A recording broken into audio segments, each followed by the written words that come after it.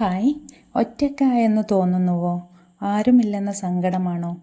നിങ്ങളെ കേൾക്കാൻ, മനസ്സിലാക്കാൻ ആരുമില്ലെന്ന് തോന്നുമ്പോൾ ഒരിക്കലും സങ്കടപ്പെടരുത്. മനസ്സ് ശക്തമാക്കണം. ദുർബലമായിരിക്കുന്നതിനെയാണ് പെട്ടെന്ന് നശിപ്പിക്കാൻ മറ്റൊരു ശക്തിക്ക് കഴിയൂ. ഒറ്റയ്ക്ക് നിൽക്കാൻ, നടക്കാൻ, ചെയ്യാൻ എല്ലാം പഠിക്കണം.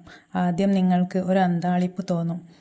എന്നെക്കൊണ്ട് കഴിയുമോ എന്ന് സംശയിക്കും. പക്ഷേ ജീവിച്ചു തുടങ്ങുമ്പോൾ അതിനേക്കാൾ സുഖമുള്ള മറ്റൊരു ലൈഫ് വേറെ കാണില്ല.